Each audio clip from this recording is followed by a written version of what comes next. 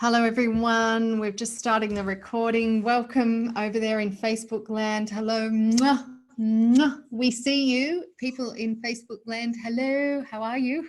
And you'll see I have the beautiful Sherynne Smith here with me.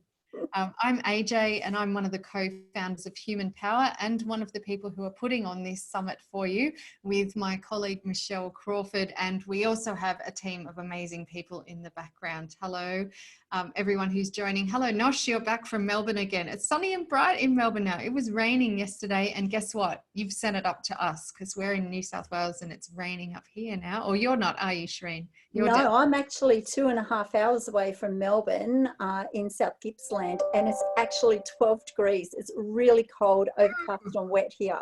That's chilly. And we've got Jo. Hello, Jo. It's nice to see your name. I love you, delicious human. She's coming from Coogee and always posts amazing beach photos on her Facebook page. Oh, you were joking, were you, Nosh? Yeah, thank you. Nosh is pulling our leg. It's awful. So welcome everyone, welcome to the SuperHuman Summit. We're on the hour, so we'll get underway. And we have been wrapping up what's been an amazing day 4. So day 4 today, we've already heard from Declan Edwards and Rebecca Gibson, and beautiful Rebecca also went live into the Facebook group later as well to answer even more questions. And I know lots of you hopped on and she generously gave an extra hour of her time in there today. So thank you for that, Beck. We've also had Jerry Rosanov, and for those of you who didn't catch his session at 11 a.m. this morning, I highly recommend going back and having a look in the Facebook group because he actually did an active session. Dr. Jerry is a yogi and a physiotherapist and all sorts of other things, and he actually did an active session and got us up doing breath work and walking and body alignment. Wow. So that was fantastic. If you haven't seen that, get ready to get your shoes and socks off and move around.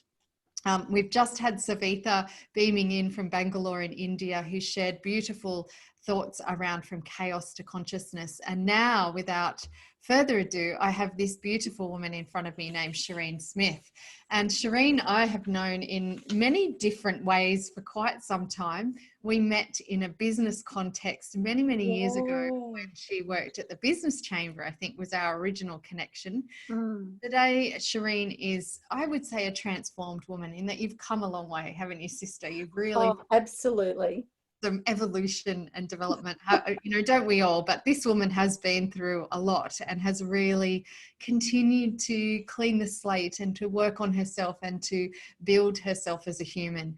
And she is going to talk about self-care techniques of yesterday's world that are elevated to self-treasuring to benefit your body and your heart and your mind and your spirit. And so self-treasuring, as we're going to hear, allows us to go deeper than self-nurturing and acceptance while we're on that journey of self-discovery. And it's kind of where we're all at. And I think lots of people are in self-discovery mode more than ever because we're stuck at home during COVID-19 and we're all a bit frenetic energy. So over to you, Sherynne. I know you've got a presentation. If there's anything else you want to say, just in brief introduction, but then please head right into the presentation. I'm going to be handling the chat box, so make sure down below you've got a little Q&A and a chat box. If you've got a question, best to put that in the Q&A. If you want to chat throughout or make comments, and you can say yes or no if you agree with things or whatever, please feel free to do that. People over there in Facebook land, I'm watching you. And I will respond to whatever you say in there. So, Michelle's saying, love the term of self-treasuring. Fantastic. So already excited to hear you go. Over to you, beautiful Sherynne. Thanks, AJ. And thank you to AJ and Michelle for actually organising this Superhuman Summit. It's such an important thing for us at this time. And the journey of self-discovery, currently I'm actually finding out that I'm actually more of an introvert than the extrovert that I thought that I was all of my life. And it's, you know, and I'm coming into a place of stillness and silence and really enjoying it. And being here in the South Gippsland, there's a massive shortage of people. We're in a seaside village, and it's really surprised me how I'm so different to what I have believed about myself all of these years, and I hope that I can help other people today to be okay with making changes in their world as well. Now, I'm a bit of a technological dinosaur, and so I'm going to attempt to share my screen. It looks like that might be how I actually do it. And we're just going to set up our slideshow here, folks. And I'm going from the beginning. Oh, look, it works. Excellent. Rightio. So I'm going to tell you just a little bit about me. So I turned 58 a couple of days ago, and so I'm almost nearly 60. So I'm a bit of an old bag, you know, and I've been around for quite a while. And I've had a lot of really deep life experience, particularly in the areas of domestic and family violence and abuse. Unfortunately, that started for me right from the day, even before I was actually born. And so it set me up in a world where I wasn't particularly nurtured, and where it was really hard for my mum and dad to actually not live with shame and guilt around the fact that I'd been conceived outside of wedlock. So it caused a lot of problems for our entire family, and sadly it's actually affected our relationships. And as a result of that, I had some really limiting self-beliefs, and I had a lot of self-hatred, and I went from broken relationship to broken relationship. I learned really poor relationship skills. I didn't take care of myself because I didn't believe that I deserved to. I didn't do well at school because I'd been taught as a kid that I was stupid and ugly. And look, you know, that is just so far from the truth now. I can see that it's actually ridiculous. And when I look back, it's kind of like I'm this nurturing sort of paternal person who would just love to have a magic wand and be able to solve all of the problems for the entire world. I built myself a really good career in the corporate world, and it took me a long time when, after being 28 and doing the Q course at TAFE, we had an aptitude test done, and I found that even though I had very few social skills, was relatively uneducated, I was still in the top 13% of the population. And I remember that day going home and crying myself to sleep, because I felt like I'd been robbed. I felt like I'd been cheated in my life, and I felt like I was behind the eight ball. So I had to kind of, like, you know, really hurry up, and I became a bit of a high achiever, and then I went on to win awards for getting 10 distinctions in frontline management, and I did a diploma in business administration, and I won quality management awards. I represented TAFE New South Wales in Canberra, and a whole lot more. And I really wanted to make my children and my family proud of me. I'm a mum of 2 sons, and I have a beautiful granddaughter, Imogen Melody, and I have a grand dog as well, Sunny Boy the Doberman. All my friends and that know about Sunny Boy, and I absolutely love him. And at the moment, I'm actually staying with my son in South Gippsland. So we're right at the tip of the Bass Strait. The weather's wild here, and it's very cold.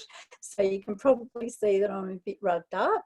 And it's just such a privilege to be able to look back over my life, look back over my life, and to be able to share with people my own journey of self-care, and actually coming to a place where I no longer have the self-hatred, and I'm no longer self-harming through drugs and alcohol and a double eating disorder.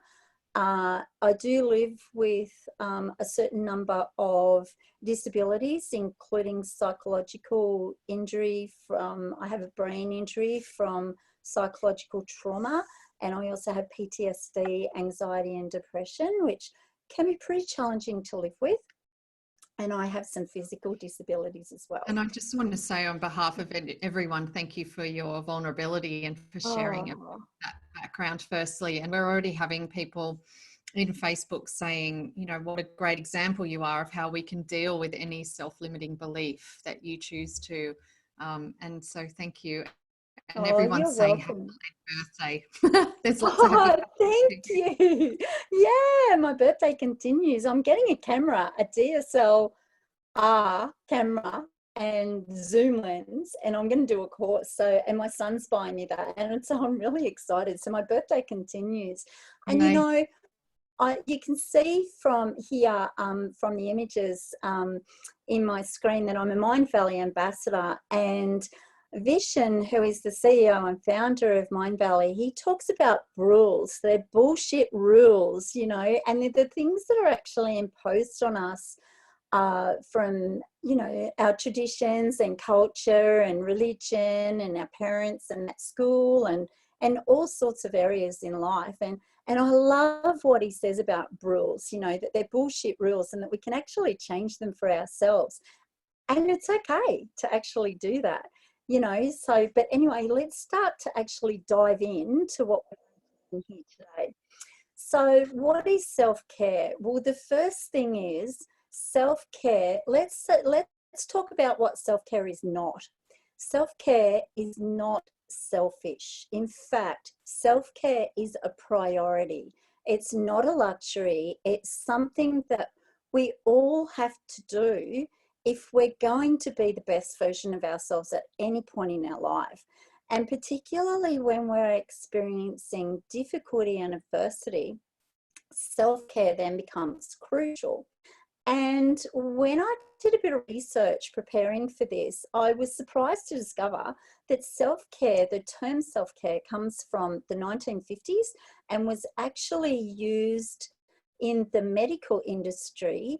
And self-care was a way for people that had been institutionalized. So obviously we're talking about psychiatric units here, so that they could learn the basics of hygiene for themselves. It was about personal grooming. It was about self-talk so that they could actually feel better about themselves and have some sense of quality of life while being institutionalized. Self-care is about fulfilling our dreams. It's about those childhood dreams that we had, you know, that we questioned or that were questioned, and people said, oh, silly, you're silly, you can't be an astronaut. Well, why not? Someone has to do it, you know, so it may as well be us. And self-care is about doing things like getting, you know, healthy sleep and nutrition and all of those sort of things. And we're going to talk about that a little bit more.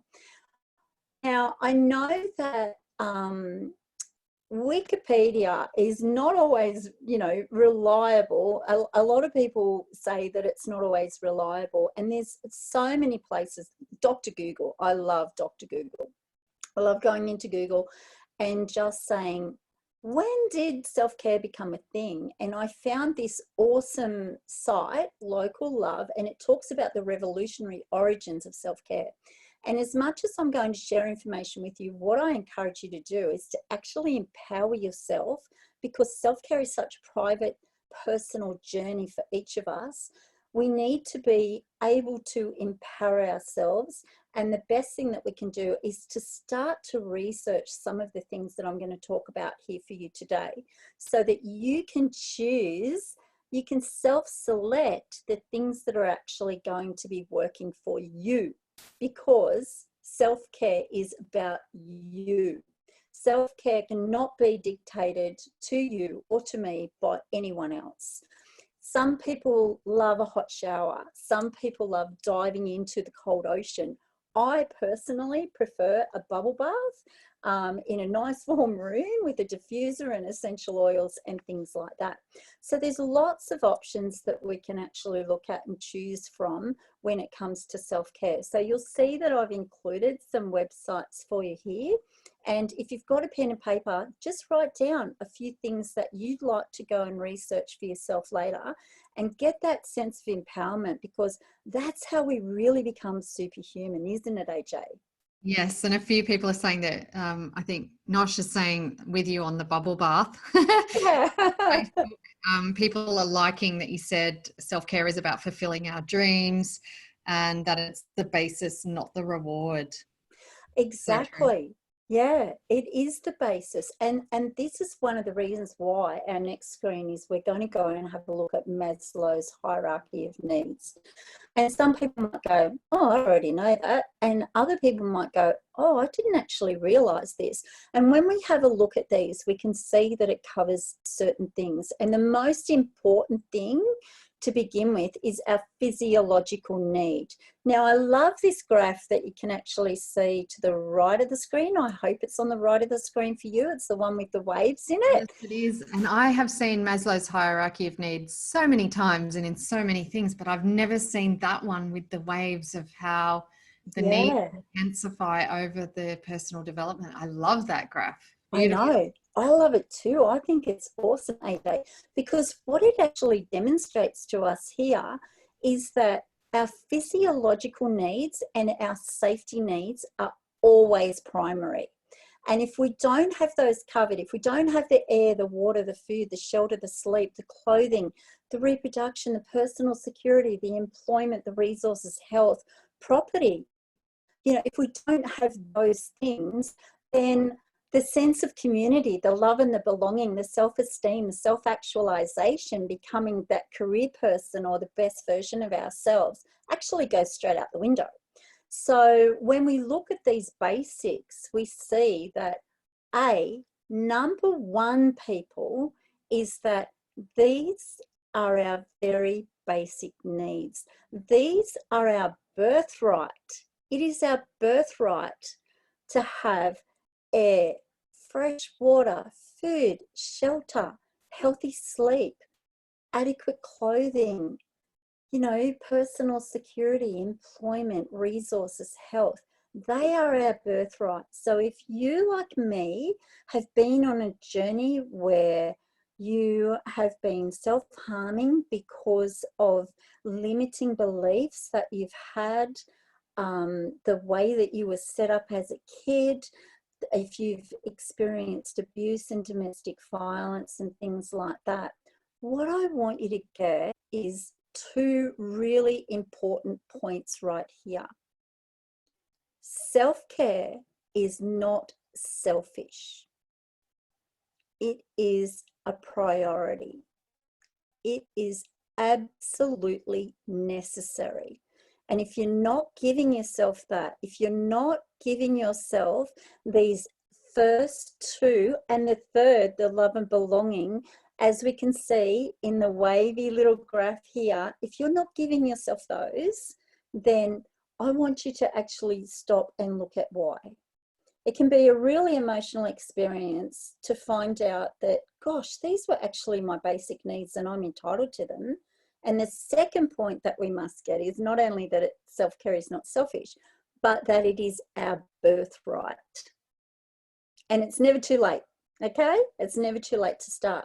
And I remember when I first found out about self-care, I was heartbroken that I'd actually missed out on it. And I had to do a lot of crying and I had to stamp my feet a little bit and I had to complain and I had to go to my GP and my psychologist and things like that and get help. And I had to learn where to begin.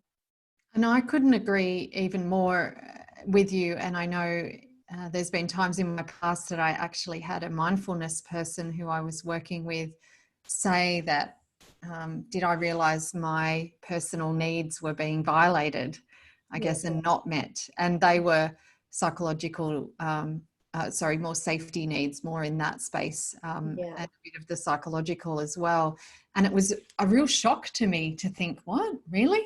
And thinking, but I live in a good first world country and all those sorts of things, and realizing that a relationship that I had was not healthy in the way that served me.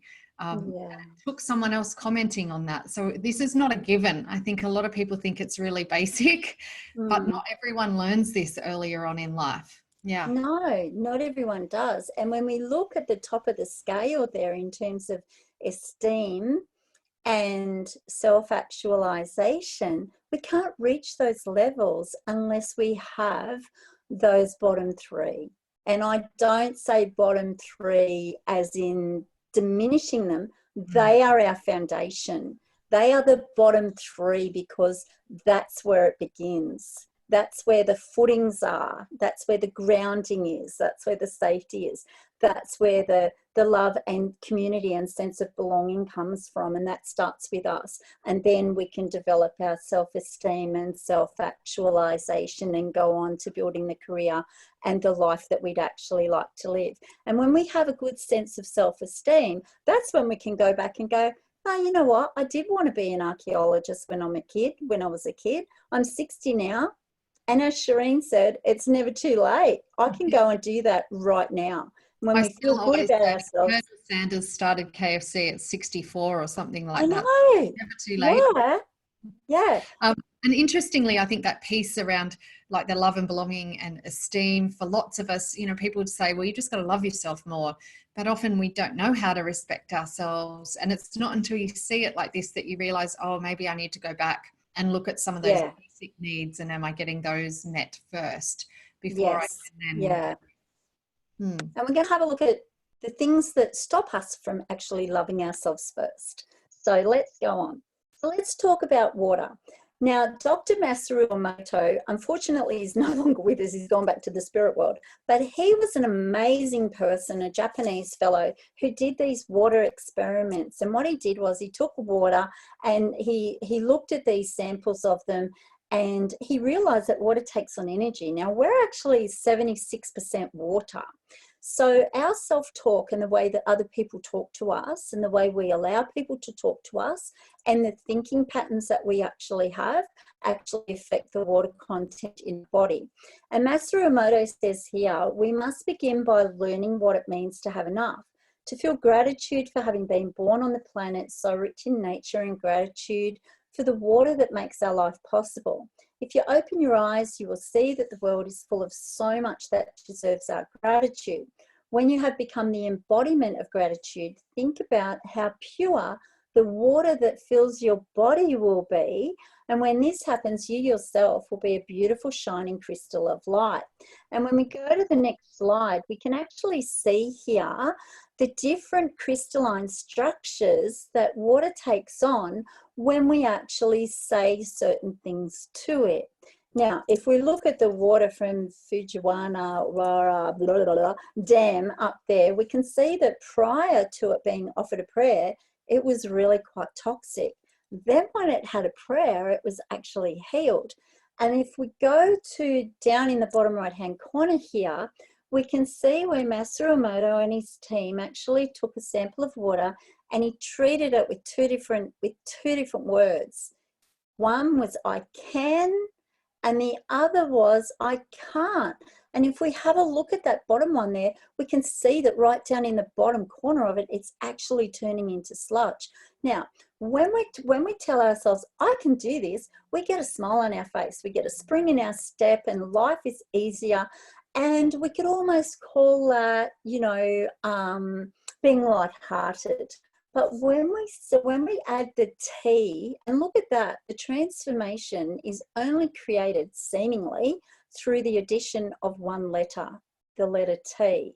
Now, there's nothing wrong with the letter T. It's the vibration that actually occurs when we say, I can't, that actually changes the crystalline structure of that water there. When we look over here and we see love thyself, we see this beautiful crystal snowflake that is just exquisitely gorgeous. And then we see love and gratitude, it's slightly different. We see honesty, we see the love of husband and wife, see them merging there.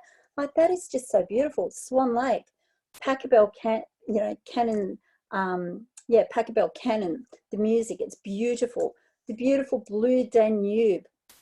All of these samples of water take on a different structure when they're exposed to different things. So when we are exposed to limiting belief patterns, those bullshit rules that Vishen from Mind Valley talks about, when we tell ourselves that we can't, when we're told, oh, you're silly for wanting to be an astronaut, this is the sort of stuff that it actually does to us.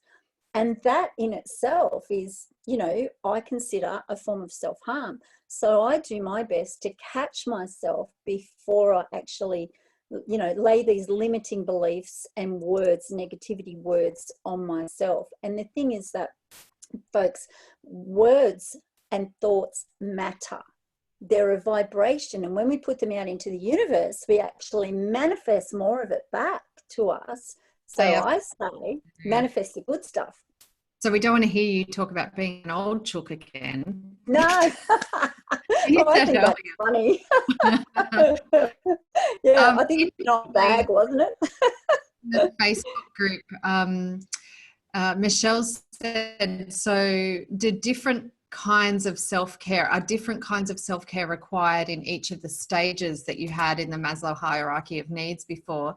And Mahubub has asked, how do we know that we've reached the level of self-actualization? So I don't know if they're for now or later, if you want to respond to those now. Probably. Let's have a look at them a little bit later, AJ, simply because we're going to move on and look at some other things, and we're going to see the different things that we can actually bring into our routine, and that might help to answer some of the question, or they may want to expand on that a little bit more as well. Fantastic. And I recommend people go and look up Mr. Emoto's research. There's some phenomenal videos and stories. Yeah. And also about when people say, I hate you and I want to kill you, and I just know how sick the water goes. It's quite fantastic to see. And also to think that our earth is sort of 70 or 80% water as well. Yeah. So collective consciousness, what it's doing to our entire planet is really worth thinking about. Yeah, sorry. And you know, one of the examples that I like to use with people is when we say that the rain is a nuisance, you know, how does that affect the water that's actually spreading across Earth? And then how is it affecting the water content in us as well? And then when we look at water, it's really important that we look at the science of tears. So in Australia, we have all these, you know, bullshit rules. Big boys don't cry, for example, yet we were all created with tear ducts. And when we actually look at this, this article about the science of tears from the Smithsonian Mag, it's really important that we actually see that tears actually take on a different structure as well. And you'll see that there's a website there that I've shared with you. So please go and have a look at it, because it's a really interesting article that was written by this fellow about a photographer who actually took images of dried tears and what they look like. So when we actually cry tears from onions, it's basically pure H2O. It hasn't got anything in it. But when we have laughter tears, when we have grief tears, they have different toxins and hormones and things. And they're very healing in terms of shedding tears, because we're actually releasing that stuff from the body. And there was a study done that I read about a decade ago. And, you know, I'm a natural crier, and I've had lots of reasons to cry throughout my life. And I've been put down for it and been told that I'm too emotional, I cry too much, stop crying, blah, blah. But this study actually took two groups of people, and they studied them over 10 years. One group of people who cry and the other group of people who didn't cry. The findings found that the people who don't cry have more mental health issues. They're more prone to suicidality. They have drug and alcohol addiction. They have heart disease. They have cancer. They die earlier than the people that do cry. So, you know, the science of tears actually shows us that there's actually benefit in releasing all of those toxins and hormones and the oil and everything that gets built up that's released through our beautiful tear ducts. And I'd like people to actually think about their self-talk the next time they find themselves crying, especially if they've been brought up with these rules, these bullshit rules that tell them that, you know, there's something wrong with them for actually showing their vulnerability and for showing their emotions, particularly from the crying perspective. And then, you know, there's healing in that as well. And we can change the way we feel about it, the way we think about it, and the way that we actually experience it. And the other really good finding around shedding tears and crying is that when we do that, if we come to a resolve of new behavior. So for example, if we've inadvertently hurt somebody, and I know I always regret and cry if I have hurt someone, because I really don't like doing it, and I don't think anyone deserves it. But so my resolve will be, I'm never going to do that to anybody ever again. And we can learn a hard lesson from it. And then other times it's been, whoa, that person's really hurt me. I'm going to be more cautious of them. I'm going to limit my contact with them, or I'm going to set some boundaries and manage my relationship with them differently to what I have in the past. So when we start to be okay with ourselves, and we start to say nice things to ourselves, and we give up some of the bullshit rules that we've been taught in life, and we release some of the tears that we need to release, and we deal with the stuff that we've actually been dealing with, and we start setting boundaries and things, we start to enjoy life more. We start to have actually, you know, a bit of fun, and we can have healthy relationships with people. You know, and you can see that I'm, you know, quite a colourful sort of a person. My friends range. My youngest friend is little Ella. She's one of my school friends' granddaughters. I taught her how to tree hug, and she rings me up every now and again, and she misses me, and we love each other. She's 6 years old. She's in kindergarten, or maybe she's 6 in a couple of weeks' time. Her birthday's in May. And then my oldest girlfriend, who you can see down in the bottom left-hand there, Val, who is my little Alice in Wonderland, she's just recently turned 92.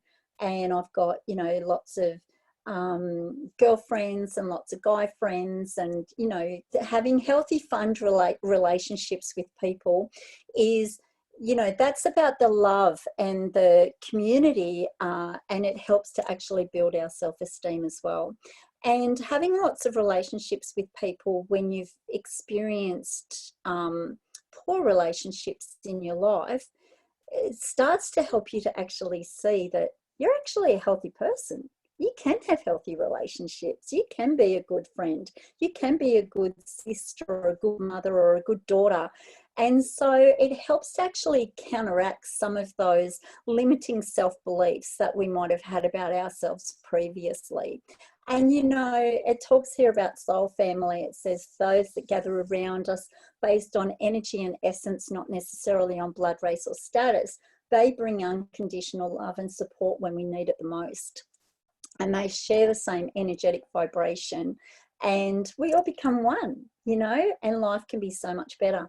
And it's really important in terms of setting the boundaries here. I love this one here with the gorgeous woman, the beautiful headdress and the moon and everything. And anyone that knows me knows that I'm a moon maiden.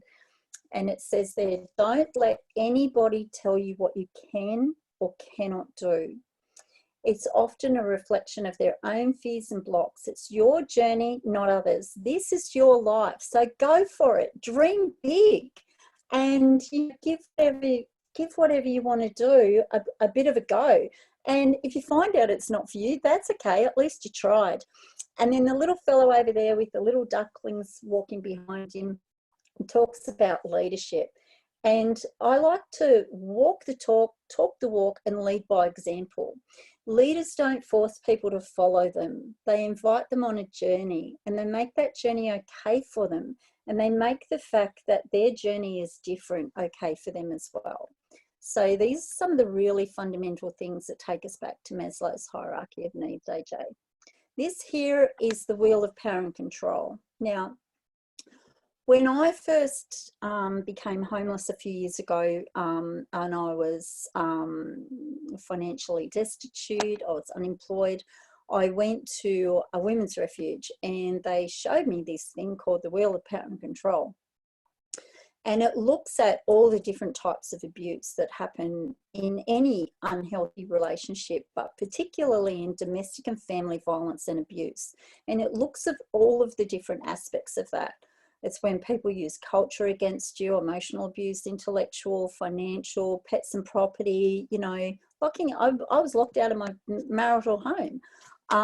You know, psychological abuse, physical, verbal, sexual abuse, spiritual abuse, not allowing you to actually have your own spiritual beliefs, sense of belonging, using your children, you know, against you, not allowing you to see your kids, social abuse and things like that. When we actually look at this here, the wheel of power and control, is a true indicator as well of those Maslow's hierarchy of needs, those things that are not being met. So I was just going to say, because it is a little small on the screen, I've just copied and pasted a link for everyone. If you want to go and look at that online as well later, you can do that. Yeah. And you know, AJ, I know that, like, you know, like you, this was what made me realize that all of the abuse I'd experienced in my life, I didn't deserve it, and that my birthright had actually been taken away from me. So, you know, this may help to answer one of those questions earlier about how do we know that we're actually getting the fundamentals. If any of these forms of abuse are happening in your life, then those fundamentals are being taken away from you. And it's really challenging, I think, for people to trust new people. And when you're talking about those beautiful, healthy relationships you showed in photos, sometimes that can be really hard to do when you've had power and control used against you to then trust other beautiful humans. And I think that's why it's so important to start building that healthy tribe and to practice, you know, this kind of extreme self-care that you're talking about, so that we start to build the muscle that I deserve to have these kind of relationships. People in Facebook land are sharing all sorts of things. People are saying, oh, when you were doing the bit about tears, that they cry at ads on TV. Someone cries at shorts to movies.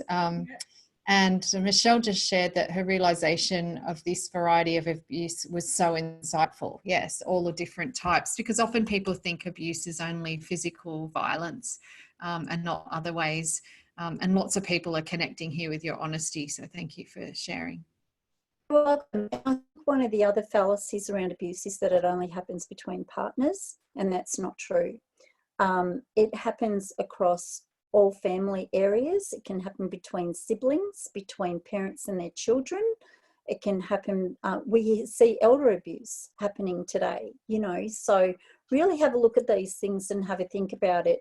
And I had to consider my own behaviours, and that was a really humbling thing for me to do, because I had learned really poor and at times abusive behaviours because of the way that I was raised. And so I've had to unpack my behaviours and have a look at that. And you know what?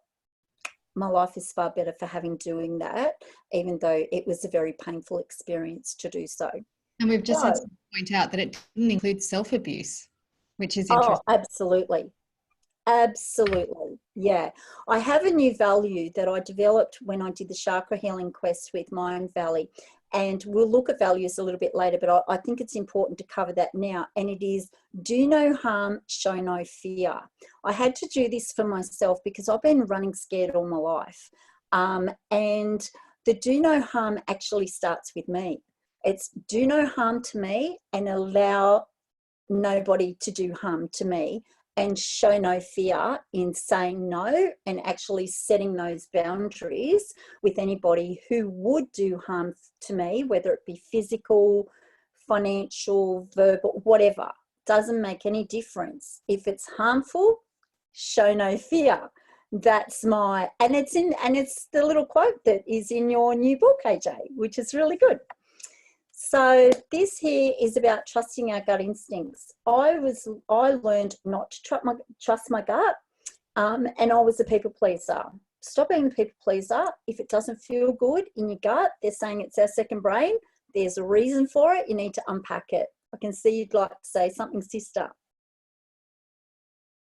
I was actually going to try and find your quote in front of me. There it is. Oh. So in our new little community collaborative book, this is Sherynne's quote. There it is. Oh, what a Peacock, oh, that's With a beautiful. peacock with a beautiful feather, yes, and it says "Do no harm, show no fear." So it's now set in concrete. It's The quote is published. out there in the world now. It's published, so it must be true. It is. Do what you love. Look, don't give up on the person that you're actually becoming, even if other people put you down for it. That's talking about them. You know, there's this thing when someone's pointing a finger at you, they're actually sadly pointing 3 fingers back at themselves. You know, so if you want to go and do, you know, become a marine biologist or participate in a land care group, or you want to wear tie-dye clothing and people tell you you're a weirdo, so be it. Do what you love, because when you do what you love, even if it's, you know, like what I do with Serenity Sounds and Treasure Me treatments and that, it doesn't feel like work. It's because I love it. And so you do what you love, and you can see my friend Lance Baker there from Branches of Healing. He and I are the co-founders of Triune Lunar Tribe, and we do full moon meditations and stuff, and we're out there doing what we love. I've got my bowls sitting in the middle there. We actually had 124 people there that day, and it was fantastic, you know. And I think I got, out of 124 people, 122 hugs, which was just awesome. Not in the current COVID. We just need to say that was before COVID. Oh yes, When of hugging course. was allowed. And a few people in the chat are just saying that this has given them some insight into some of their own maybe self-abuse. So thank you for sharing in your honesty. And I know those meditation circles are quite magical. I've been to several of them. Yeah. Yeah, they are. Another 5 minutes or so before we open up for Q. Yeah, sure. So we're going to skip through some stuff really quickly. We're in isolation at the moment. You know, Isaac Newton, he actually became like such an amazing person because he had to work from home during the pandemic. So step into your superpower. Start to think about what you might be able to actually do in this period of change that we're actually experiencing, and become like Isaac Newton, who actually developed his theory on calculus, optics and gravity back in 1665. Like, he didn't have technology like and support like what we have today. Paying it forward, volunteering. I love volunteering, and I love the Got Your Back Sister charity. You know, we get to help people who, women and children who become homeless after fleeing domestic and family violence. I love helping to fundraise, knowing that, you know, I'm helping to feed people, helping to rehome them, helping to set up refuges and facilities, and being involved in this great like-minded community is really good for our self-esteem. There's a really good sense of gratification when we're actually paying it forward. So get out in the community and do some volunteering. And if you're the one that's in need, put your hand up and let us know that you need some help, because everyone loves to give, and sometimes giving is easier than actually receiving, but sometimes we have to have the balance in life and be the one that actually receives as well. So nutrition and exercise. Look, we all know the best way for our health is to eat healthy, get exercise. And different ways that we can get exercise is by going for a barefoot walk on the beach, earthing. Within 2 seconds of skin contact with earth detects deficiency of electrons in our body. It causes inflammation. It prevents healing. And when we go and do things like earthing, barefoot walking on the beach, we're getting all the trace elements and minerals from the salt air. We're getting the daylight, the vitamin D uptake, all the happy hormones that, you know, that fall out from the brain with the exercise. And then we're also getting that beautiful golden energy from earth pumping up through our feet and into our body that helps to regulate our blood flow and our body temperature, reduce inflammation. It helps us sleep better, helps us actually manage our weight, and a whole lot more. Cardiac surgeons are using earthing all around the world now as a preventative measure, as a post-operative, pre-operative treatment, prescriptive treatment to for people that have cardiovascular issues, you know. So Shinrin Yoku, forest bathing. the Japanese. There's a couple of websites there, folks. You know, do a bit of study on the benefits of forest bathing. All of the phytoncides actually come out of the trees and everything. Body takes that in as well. And just being at one with nature and sitting in the forest, usually you have to get some exercise to get there, and you'd only go in daylight. It wouldn't be very safe to go at night. So you're getting the vitamin D and things like that. But the colours, being in that green cathedral is really amazing. And sometimes I love hiking. So I love to get into the forest, do a bit of hiking, get my legs pumping, you know, these beautiful strong legs of mine.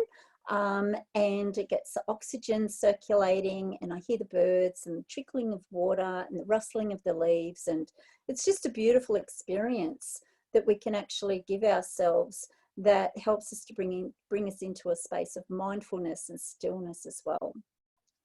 Stillness, gosh, I am loving stillness. Sometimes I get it on my yoga mat, which is just over there in my room. Sometimes it's in the forest. Sometimes it's just when I wake up in the morning, laying in my bed, hearing the sound of the birds, or being still when I can hear the rain on my son's tin roof, stuff like that. Laughter. Laughter is so underrated. When we're stressed, we're breathing up here.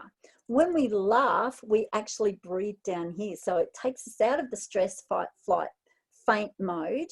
And it just helps us take ourselves a little bit bloody less seriously. Life can be challenging and it can be hard. And sometimes you just need to be ridiculous and have a jolly good laugh.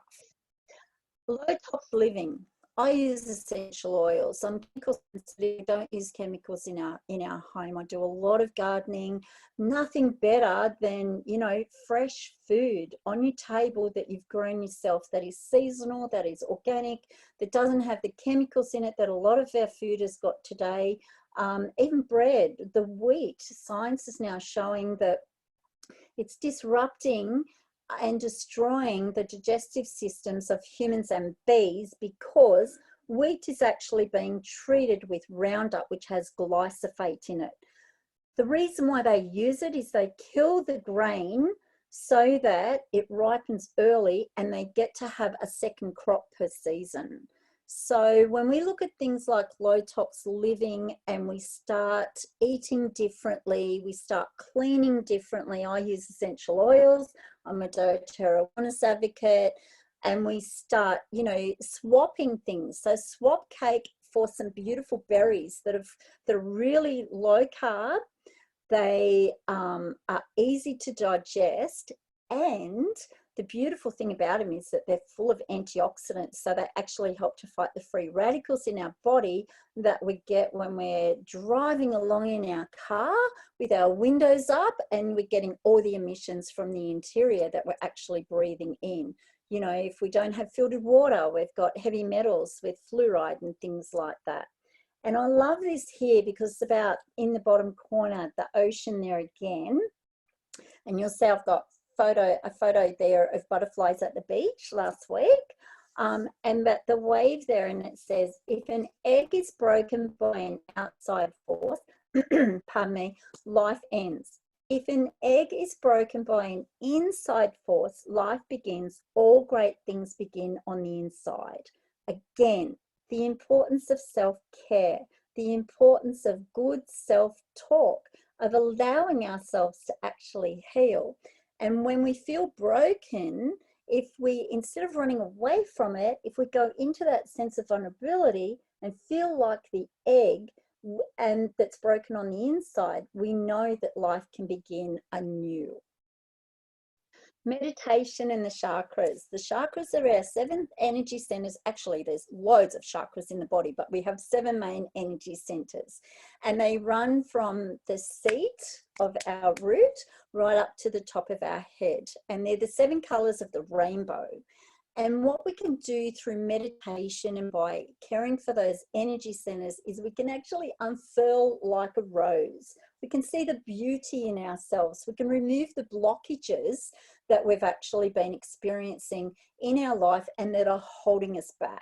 And sometimes it's because we haven't been able to speak our truth, or we didn't feel safe, you know, or we haven't trusted our intuition. So look at meditation and look at the chakras. I did chakra healing quest with Mind Valley through Anadea Judith, and it has been such a transformative and healing experience for me, you know, and I've become a rainbow warrior, which is a beautiful thing because my life is continuously filled with color, as you can see.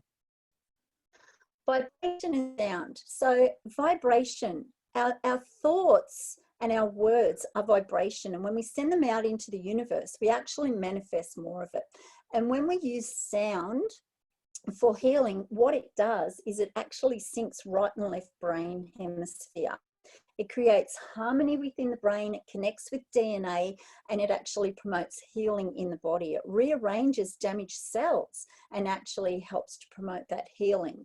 So if you haven't looked at sound therapy, go to Google, go to YouTube and look at vibrational sound, look at Tibetan music bowls. I use quartz singing crystal bowls. I absolutely love them. Look at gong work. See what it is that actually works for you. Classical music. There's all sorts of different vibration and sound therapies that you can actually use that can help you to come into that place of stillness, that can de-stress you, and that can help to sync the brain and promote healing in the body as well. And aromatherapy and massage. Yes, self-care includes having a massage. And if you can't afford it to go and pay for someone to give you a massage, then what you can do is you can actually self-massage, folks. You just get in there and you do what feels good for you. Okay, so and aromatherapy is really good because it's it's plant-based. And excuse me while I just quickly have a sip of water. I'm getting croaky here. And while you're doing that, we're coming up towards the end of this presentation, guys. So if you have a last minute question, I know a couple of people have popped questions in. Someone said, can you recommend any quartz bowl music, particularly on YouTube? And maybe we can share some links later in the Facebook group, Sherynne, if you're happy to jump into the Facebook group called the Superhuman Summit. And also fluoride in water. Can you expand on that a little, please, in the last couple of minutes as well? Okay, all right. So let's just skip ahead. Shapes and colors, whether it's in our imagination or physically, we're looking at them or we're doing some artwork, we actually turn off the stress switch. You cannot be creative and stressed at the same time. So get some color into your life. Get yourself some of those mindful coloring in books and have, you know, some colorful things around the house that help to actually shift that brain space. The Japanese are so wise. They actually repair broken porcelain and china with gold. And that's how we should treat ourselves. That's what self-treasuring is about. It's about putting ourselves back together and seeing ourselves as being beautiful and actually repairing ourselves with gold. And the gold is all the different forms of self-care we're sharing here today. Mirror work, looking at your own reflection and smiling and telling yourself, g'day, beautiful. Have a nice day. I love you. Gee, you look nice today. It can be challenging to do, and at first you might grimace, but believe me, if you start doing some mirror work and start saying kind things to yourself and seeing yourself differently, you'll feel better about yourself and you'll show up better in the world, and it will help you become more superhuman. You will become sacred. Talk about birthright earlier, and it's really important that we step back into what is our birthright and that we begin to see ourselves as being a sacred spiritual being having a very human experience here on earth. And self-hugging, I do this to myself all the time. Hugging actually releases the bonding hormone and the neurotransmitter oxytocin. It's nature's antidepressant and anti-anxiety. And it's really important right now. If you don't have, like I have my son to get a hug from every now and again, or my granddog, then just do this. Wrap your arms around yourself and give yourself a jolly good hug and do it for at least 20 minutes. stroking. It's just simply just this, just doing something nice, treasuring you, learning to love your legs. I've had to learn to love my legs. I was told my legs were ugly and I thought they were a problem. And last year I said, you know what, legs, is about time I started giving you some love. So start to love the things about yourself that you've been taught not to love, and stroke it. Stroke your own ego, stroke your own heart. Develop your personal values. You know mine: do no harm, show no fear. Journaling and forgiveness. Forgiveness is a form of gratitude. Forgive yourself for not having looked after yourself. You know, forgive yourself if you're having a rough day and if you fall off the wagon. And do a bit of journaling. Write down one thing every single day that you're grateful for, and your life will be better. Be flexible about change. It's all okay. You're allowed to change the rules. And remember, not only are you sacred, you're also amazing. And that card comes from Got Your Back Sister Charity. And we tell our sisters that all the time. And then, oh, yeah, you were born sacred. We're getting reminded about that for some reason, people. I have no idea why that's there again. We're in the time of the Hopi prophecy. We're undergoing change. COVID-19, in a lot of ways, this isolation is a good thing. This lockdown is a good thing. It says, when the earth is ravaged and the animals are dying, a new tribe of people shall come onto the earth from many colours, creeds and classes, and who by their actions and deeds shall make the earth green again. They shall be known as the warriors of the rainbow. It's an old Hopi Native American prophecy, and we're in the time of fulfillment. So shift your thinking around how you're experiencing things at the moment. Love Ripple, that's about loving you from your heart first. Fill yourself up first, and then you'll have more love to give everybody else. And self-love is not selfish. It's a priority. It's your birthright. And self-treasuring is simply about loving you. It's about all of those things that we've talked about here today, AJ. It's about saying to yourself, it's okay for me to care about me. It's okay to set boundaries, to put me first, because when you put yourself first, you become better at being you, and then you can truly be superhuman. I love you all. Amazing. Thank you so much, Sister Sherynne, for all of your amazing sharing. Now, we literally only have about 1 minute to go because we do need to get off for another recording. So I know we had some questions about quartz crystal bowl music. If we can share that in the Facebook group later, if you don't mind jumping in the Facebook group later and sharing that. People are saying wonderful insights. They're saying thank you very much. And I know there was also a question on fluoride in the water. Perhaps that's something that could be answered briefly before we end. Yeah, so fluoride is a heavy metal, and it's been added to water for a long time. And these heavy metals are now actually being shown, and you know, like mercury, I've got mercury fillings, and there's other things as well. But science is now actually, and medical research is showing that heavy metals are actually contributing to brain disorders, including Alzheimer's and dementia and things like that. And what I'd really encourage you to do is to Google fluoride and water and learn about its origins for yourself. So fluoride is spelled F-L-O-U-R-I-D-E. I use a Brita water filter, and it actually takes the fluoride out of the water, and I use fluoride-free toothpaste. I use the doTERRA On Guard Protective Blend toothpaste, and that's to help to reduce the toxic load in my body. So, and I'm going to jump on the Facebook page with you all and spend the next hour answering any of your questions, and people are welcome to message me through Serenity Sounds or Treasure Me Treatments for the local journey as well.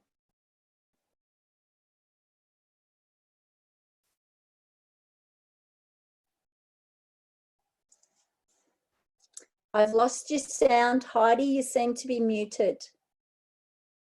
Oh, sorry. There we go. Yep. Yeah. I was trying to mute myself while I was typing. Head over to Facebook to the Superhuman Summit, the group. You have to put the Superhuman Summit. Sherynne will hang around there for a little while and answer any questions you've got. Thank you so much for sharing with us deliciousness You're about welcome. treasuring. You're welcome. And may you all Bye. take those insights with you. Bye for now. Bye.